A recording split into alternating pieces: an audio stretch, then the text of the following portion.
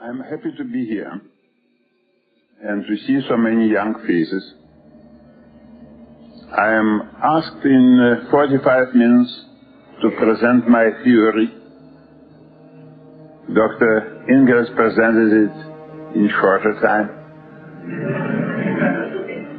I nevertheless believe that I am in the position of that Gentile who came to Rabbi Hillel, an early rabbinic authority, and asked him to teach the wisdom of Judaism in the time that the man, this worship of pagan religion, was able to stand on one leg.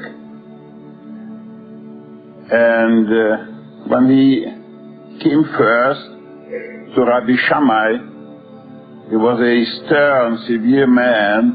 He drove him out of the premises. But Rabbi Hillel, who was a kind spirit, he told him in one sentence what he's all about: love thy neighbor as yourself. And the story tells us that the Gentile was converted. I do not trust to convert you, but I hope to leave here some seeds, some ferment of thought, of scepticism, of new look at the universe and what is in it. In this short period of time that I have before me, there will be a question and answer period later. I will have to tackle so many fields of science, as many as my work ramified to. My beginning was with the Old Testament. Here where I started. Maybe the years that I spent on psychoanalysis were not lost. I was surprised to see things so obvious.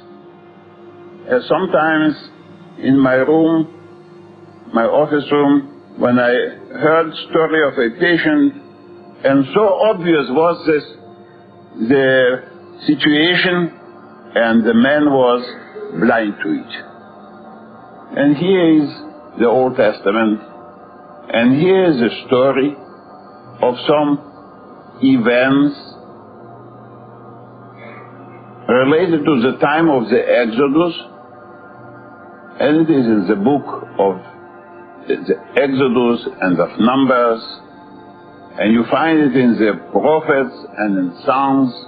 Actually, the entire Bible, Old Testament, turns around this crucial point in the history of that nation.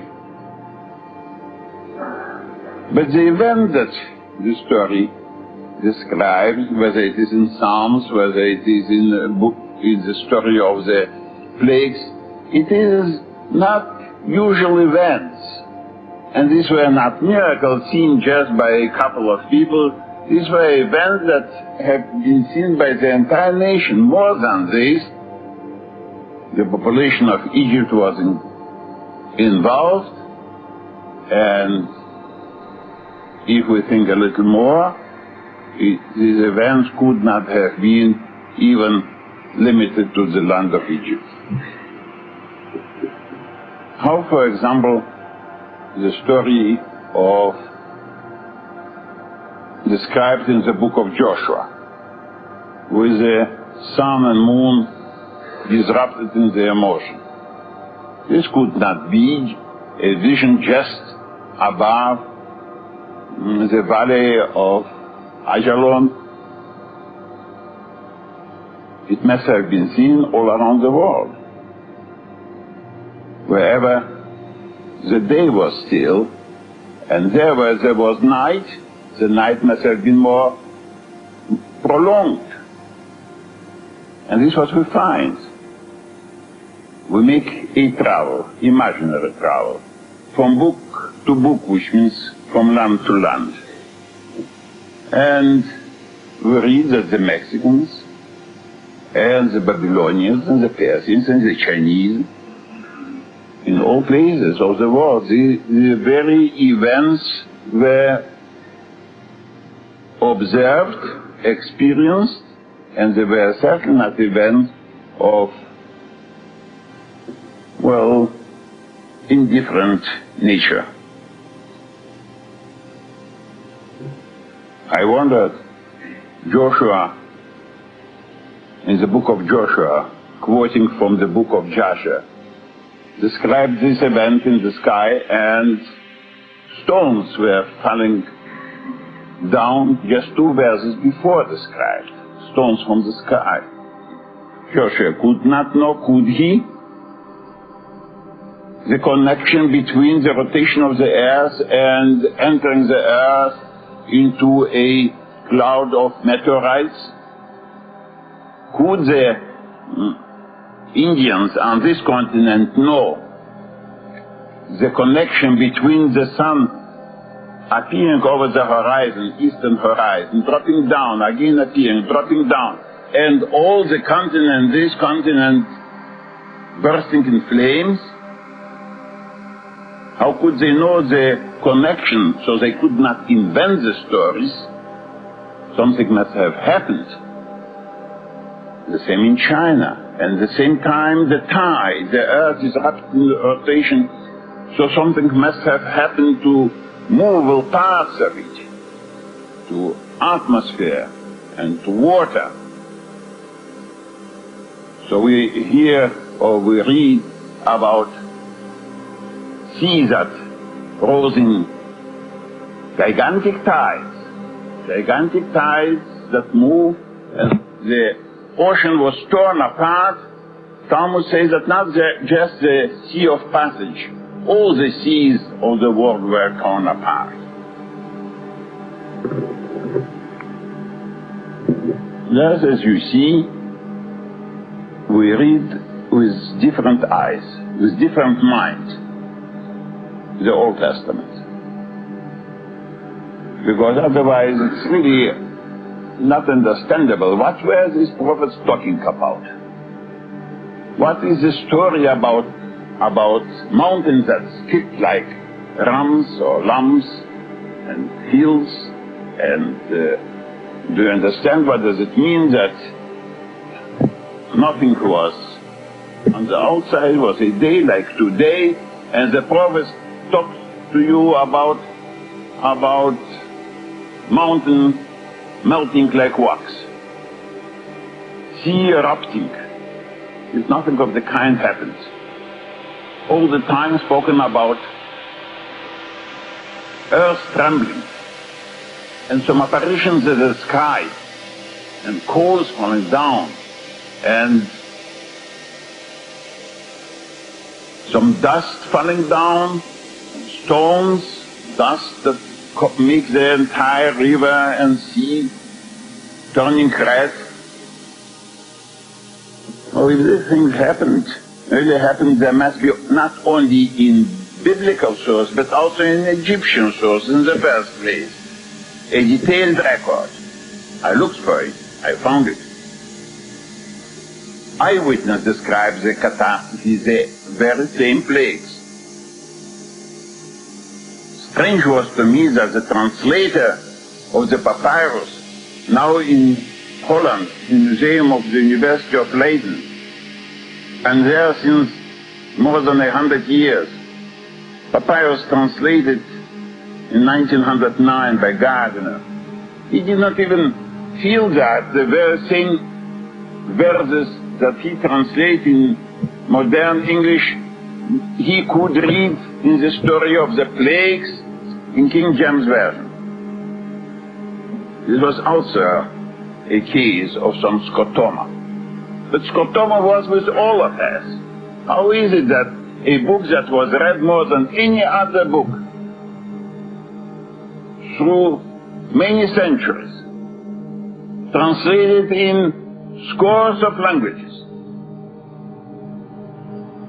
commented upon by many commentators through many generations, that none of them was seeing or reading stone for stone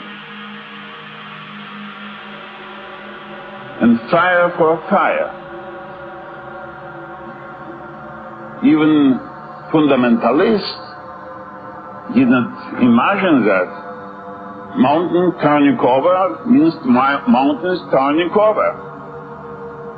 But mountains turned over and moved from their places, moved from their roots. Here in America, we know that the Rocky Mountains moved many scores of miles. We know that the Alps moved from the North Italy to where is today Switzerland. That Matterhorn was overturned because the younger formations, fossils, are at the bottom and the older are at the top.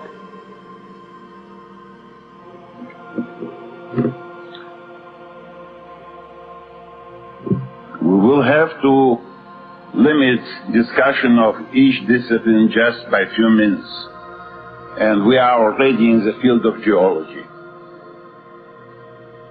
It was always thought that the mountains were created, or so to say, built in the Tertiary, which is back 60 million years, and the closest to us, 1 million years ago.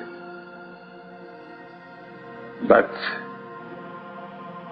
researchers, investigators who went to the Andes and to the Alps and to the Himalayas all returned with the same verdict: unbelievably young. Mountains were dragged up Himalayas. In time of Neolithic man, even in the time of Bronze man. The lakes, they are tilted, they are ancient shores. And in those lakes you find the vestiges of man, practically historical man. The same in the Andes. A city there built where nothing grows, because it is over 12,000 feet high. No cereal grows, no big city could have existed there, but the terraces, agricultural terraces, go up higher and higher into the permanent snow cover, and don't know how far above 15,000 feet. So this entire antiplanar, at the shores of Titicaca, the largest lake in South America, was moved suddenly up by thousands of feet. And Darwin himself, when he visited Chile, observed undecayed shells over 1,000 feet high at Valparaiso. And he wondered. He wondered also seeing so many bones of animals, many of them that do not exist, many of them of giant form. And he exclaimed in his diary, but the entire globe must have been, the entire frame of the globe must have been shaken in order to destroy so many animals from Terra del Fuego to the Bering Strait. And this phenomenon of annihilation of large masses of animals, sometimes to the very last of its species, is observable on all 5 continents.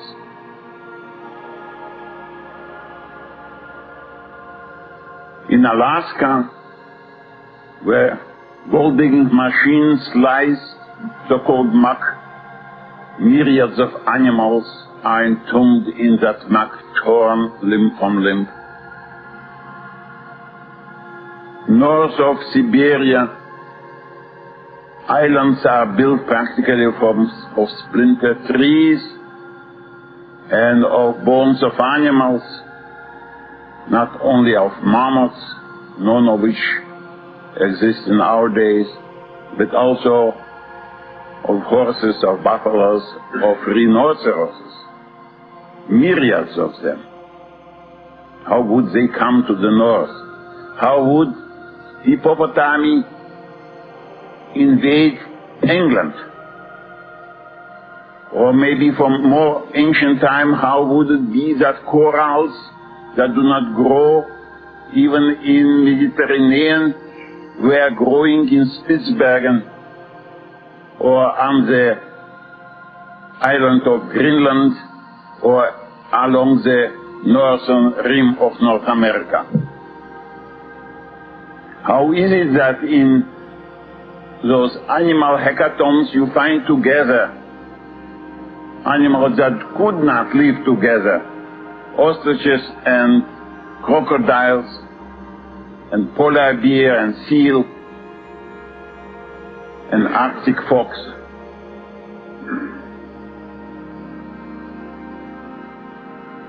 And the problem in geology is not only problem of annihilation of species, but also problem of origin of species. Practically question of evolution. How could so many species that populate the earth and many more have populated without leaving a single descendant? How could so many species evolve just by the mere process of competition from the original simple form, practically unicellular form? Just by competition, can you understand how a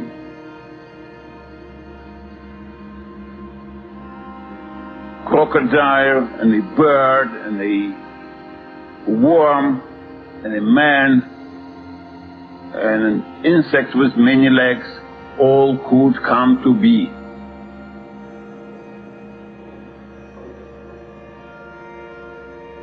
And the very question of fossilization, a problem that was never adequately answered. With Darwin, it is animals are wading in shallow water, dying when wading, being covered by sun before predatory fish would devour their cadavers, and at the same time, in the same breath, Darwin claims that this process is going on only when the earth subsides, and the process is very slow, counted in thousands and tens of thousands of years. So where is the chance for a cadaver to survive in this condition? And have you seen a cat wading in shallow water?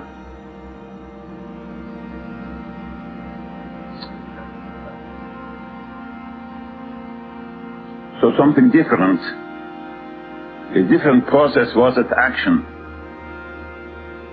The sea erupted. Often the sea and land change places. The immutability of contours of continents and seas, a dogma in geology, has no basis in facts.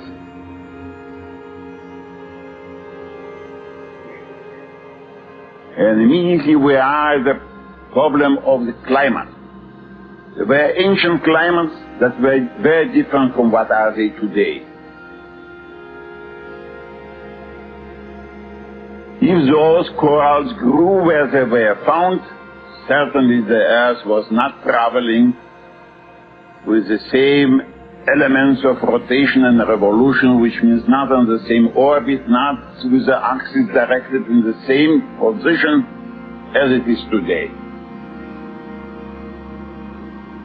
If you don't believe it, try to cultivate corals on North Pole. It is a problem of change of climate,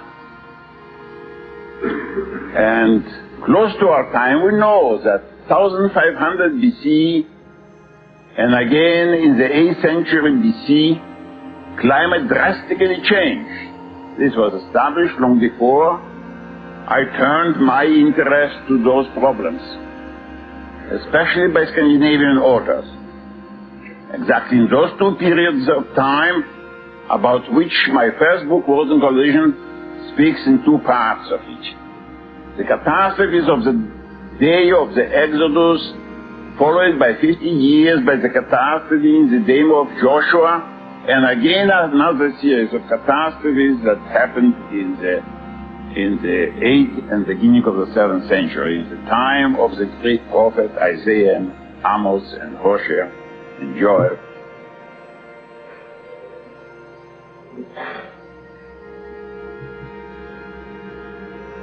And these are few only questions about geology and climate. And just this week you have the information that oceanographers who went to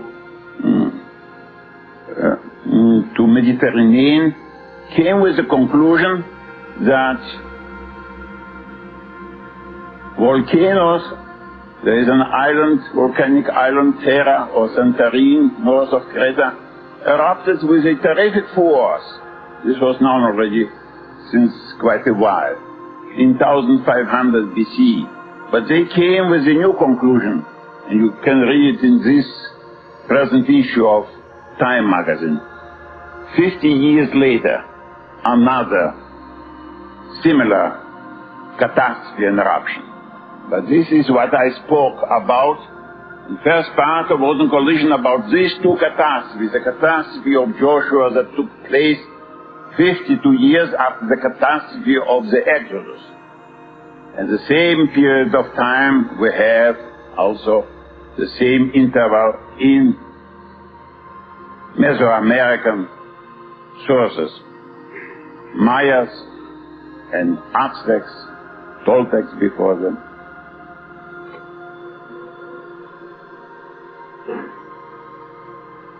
So the question of volcanism in the past. Why was it so much? Of earthquake, we have even in the days of Punic War,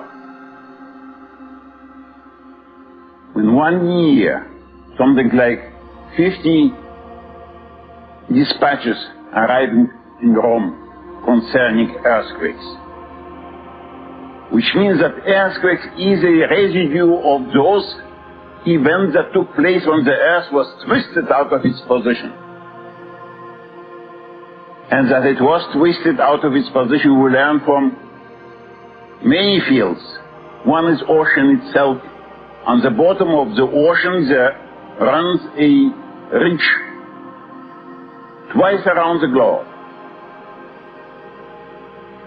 with a deep chasm along it, discovered only 8 or 7 years ago, strangely enough so late. And on the bottom of the ocean we find ash in a level so of the same thickness under the bottom of the Pacific, and according to Morris Ewing, also other oceans, that he had only to make the conclusion that this so-called Wurzel ash was of extraterrestrial origin. And in the clay of the bottom is nickel that could be only coming from immense showers of meteorites.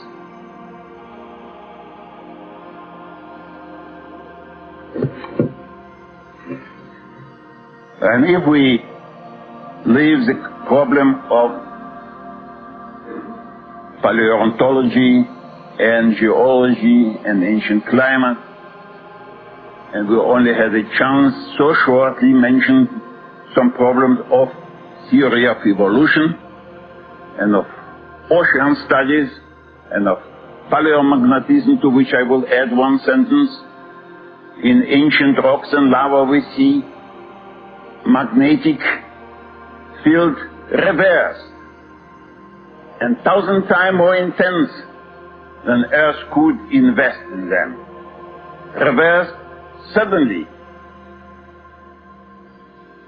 And we have in archaeology archives of cuneiform tablets with astronomical observation, very dry observation, mathematically exposed. The exposition is very simple. And you read and you find in these tens of thousands of tablets found in Nineveh, in the palace of Ashurbanipal that was destroyed in 612 BC. And these tablets were stored them from time earlier, observation of period before 7th century. All those tablets that are before 7th century are according to the Babylonian scholars, entirely wrong. But how could they be wrong? Why should they be wrong if the writing of those tablets was not an easy process? To observe, to impress in clay, to store just wrong figures for no reason at all. And there are tens of thousands of tablets like this in the British Museum alone. There are also manual of astronomy that describes the way of measuring, the way of observation, and there you find that the length of the day and the shortest day and the longest day of the year and the direction of the axis, the polar star, length of the moon, the movement of the planets, everything was different before 700 BC. This is really a field to study and not to neglect or reject, saying that this could not be true and therefore these are imaginary figures. It is not legend that you make it. You are free to follow your imagination. And those Babylonians were very well versed in mathematics, admitted.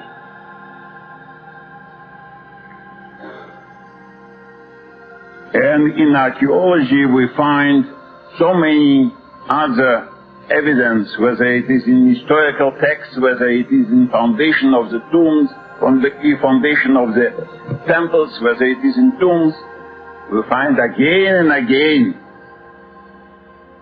proofs of those catastrophes and changes in the position of the globe.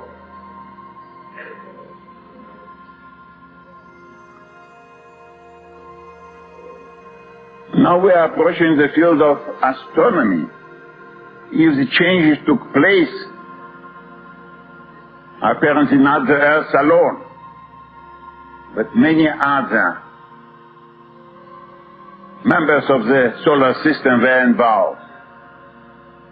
In mythology we read about Theomachy, battle of the gods.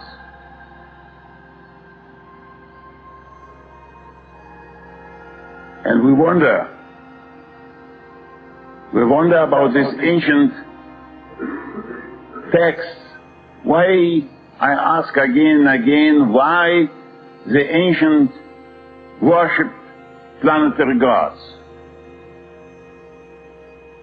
Jupiter and Mars and Saturn, or Zeus and Aten and Kronos, and others, Mercury, Hermes, all were more important to them, were greater deities of the sun, light-bearing sun, light-bringing sun. There must be reason for it. There must be reason why temples were built. Do you know the explanation why Zeus was always in the speech of the ancient why temples were built to it? Are you so impressed also by the planet Jupiter that you would regard it as a chief deity above sun and moon?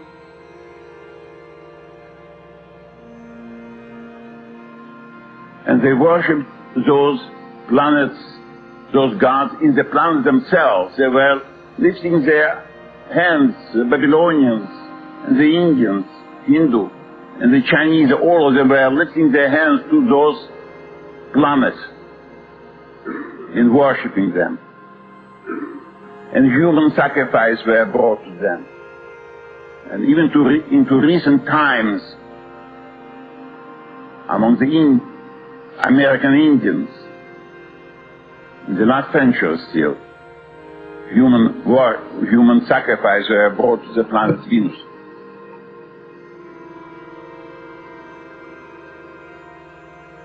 Then we are really before questioning the fundamentals of astronomy too, cosmology and astronomy, because it was accepted that the solar system has no history at all. So it was created, if not 6,000 years ago, then 6 billion years ago. But then for 6 billion years there was no change.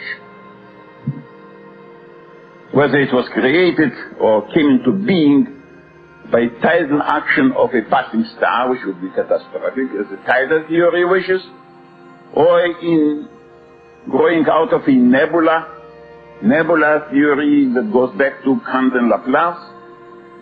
But since creation there was no change. But if what I am telling you is true, then there were changes, and many, and very recently too.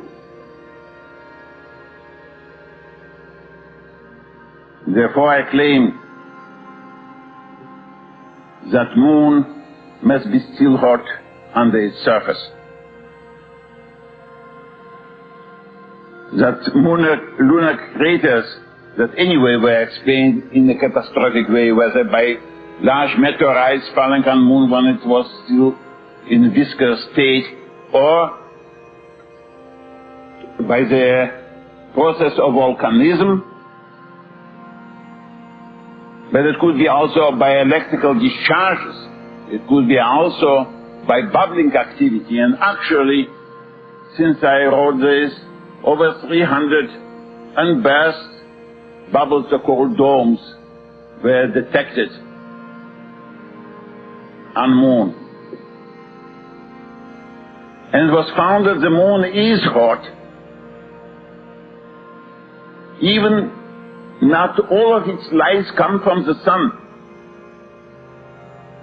Over 100 places were delineated that are glowingly warm, hot, and emit light. And gases are coming out of several of craters. And experiments with electrical discharge were made and repeated some of the forms of these circular formations. And Mars had participated in those events. Was found moon-like. There is no place there for any intelligent beings, as was thought when these so-called canali were seen first, the second part of the last century. And so it was found, a dead planet. And Venus must be hot if the history of the solar system is not a history of no change for billions of years.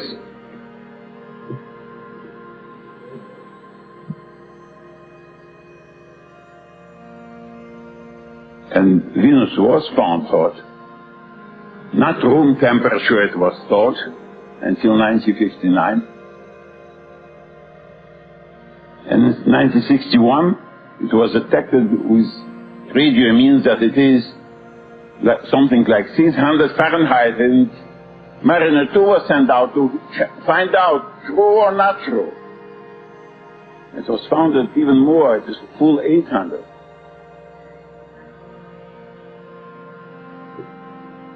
And if it is true that Venus was a body that escaped, erupted from Jupiter, as the ancients saw and described, and Jupiter is almost 400 times as massive as Venus, then it must be covered, I claimed, by a thick envelope of hydrocarbons, which is petroleum-like products, polymerized hydrocarbons. And so it is. 45 miles above the planet, 15 miles thick, is this envelope of hydrocarbons, dust and gas.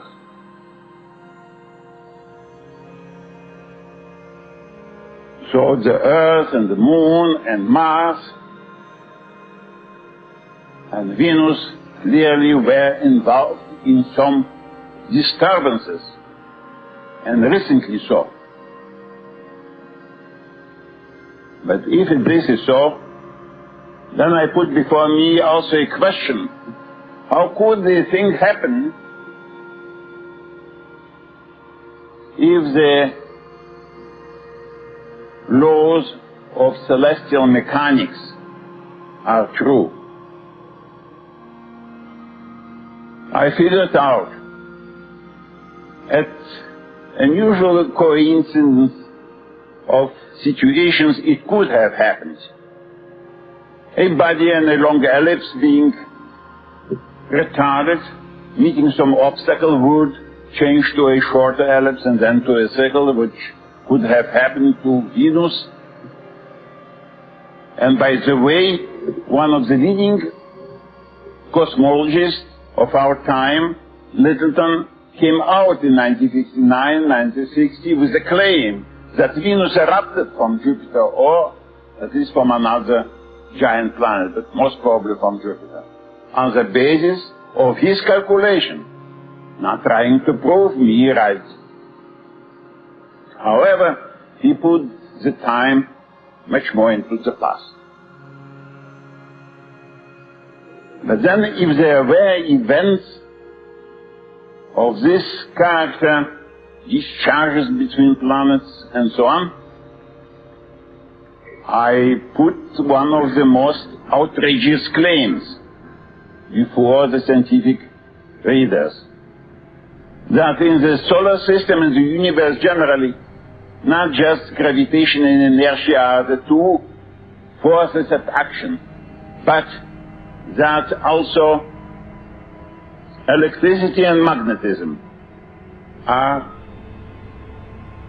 participating in the mechanism. So the Lord was not just a watchmaker. The universe is not free of those forces with which the man makes his life easy already more than 100 years. They were unknown practically, or little known, in the time of Newton, in the second half of the 17th century. But today we know that electricity and magnetism, these are not just small phenomena that we can repeat as a kind of a little trick in a lab, that they permeate every field from neurology into botany and chemistry. And astronomy should not be free. But astronomers kept to that point. High tension, as if there is written such a sign in the sky. Don't touch the subject. And it was admitted by authorities that this was the most outrageous point in my claims. But the vengeance came early and swiftly. In 1960, already in 1955, radio noises from Jupiter were detected. And this was one of the crucial tests that I offered for the truth of my theory. In 19 1958, the magnetosphere was discovered around the Earth. Another claim. In 1960, interplanetary magnetic field was discovered, and solar plasma, so-called solar wind, moving rapidly along the magnetic lines. And then was discovered that the magnetic field of the Earth reaches the moon.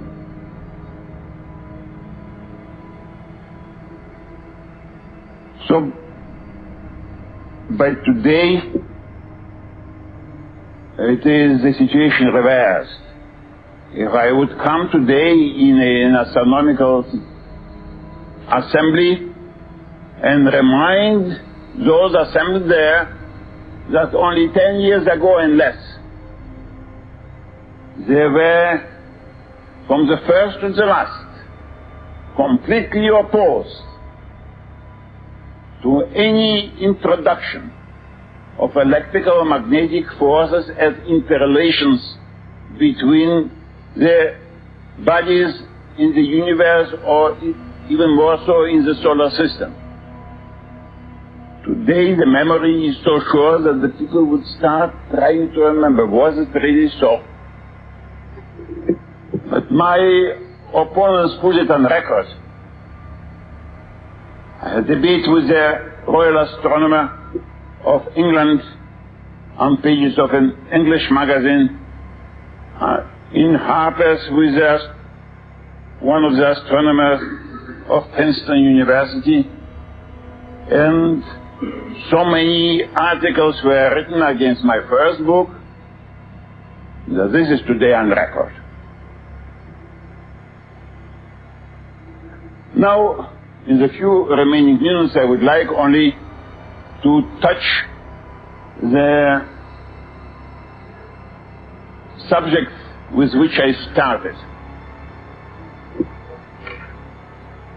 Actually, I told you already that the ancient religion, for some reason, and now you can guess what reason was, were started as astral religions. But I started as a psychologist, psychiatrist, and here before me a phenomenon. The things were seen. They were described not just in one verse of the Old Testament, opened by chance. Any prophet page through the Psalms and see how many times. Actually, I was surprised to get recently from one of my readers an index to biblical quotations. There were over 230 of them in my first book, referring to those great upheavals, which certainly could not have been local, must have been global, must have been observed by every survivor. Then if these things were described so many times, not only in Old Testament, but in every ancient book, ancient sacred book, whether it is Vedas or Mexican inscription, you go to Guatemala, you go to Mexico, you see all the temples, all the figures are Quetzalcoatl, which is planet Venus, Huitzilopochtli, which is Mars, snow. The description, the story about the bitumen stuff falling from the sky, about all the mountains changing places, rising new, erupting. So many times it's said, Mexican sources alone. Actually, they speak nothing else but about it. And then you read it, you stop at the motel, you find the Bible, you read it, and you don't see the most impressive things. In fact, it's the issue, the theme of the book. Then, for a psychiatrist, this is a phenomenon of scotoma.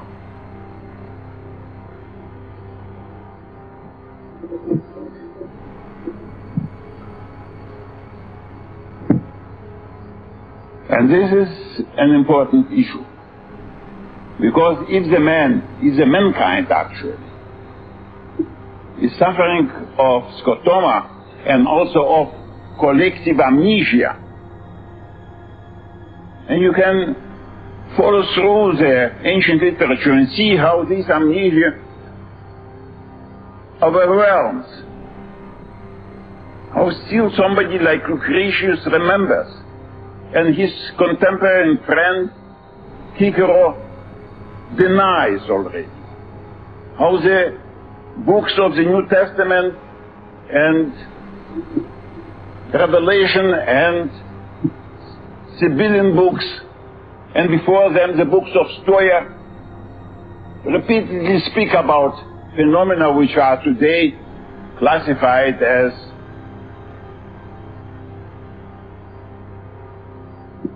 vision of the last day. But the Stoia spoke about the catastrophe when the world was all aflame. And so actually the evidence comes from all places. And psychologists wonder, when the evidence is from astronomy and from ancient sources, whether astronomical minutes of the Babylonians, or legends, or sacred texts, or philosophical systems, whether from geology, from ocean, from the planetary system, then you wonder what this forgetfulness signifies for us. We are in a state of a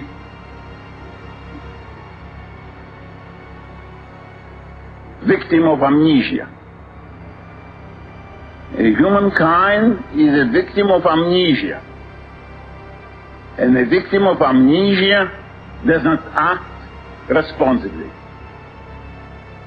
He acts irrationally.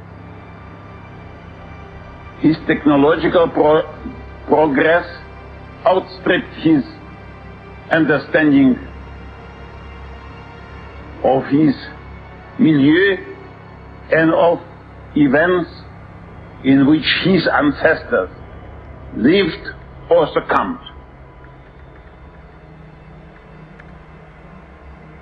And it is a dangerous situation when a victim of amnesia plays with thermonuclear war weapons. He enters into conflicts for which there is no reason. And in many of our actions, even as single individuals, we are sharing in that course of amnesia, of not wishing to know, of preferring to forget.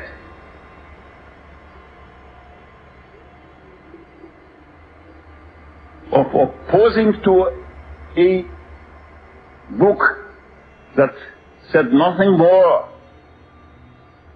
than was said already and told so many times in thousands of ancient sources. The very violence in opposition to that revelation is rooted exactly in this desire not to know. And this I feel my obligation. I'm going to campuses, speaking to the young, to tell them what you are taught is not complete. I put before you today 100 questions. I could not put more questions in the short period of time at my disposal. But one question is above all. The humankind is safe, reasonably safe, from a new destruction from above. The system came to peace as in the Hebrew prayer, the Lord who made peace in the heaven should keep us in peace. But the danger is in the man himself, as one of my correspondents wrote to me. Is not this thermonuclear weapon itself a symbol for that destructive celestial body that exploded in the face of the earth? And the man likes to play and repeat that performance as a child, not knowing what he's doing.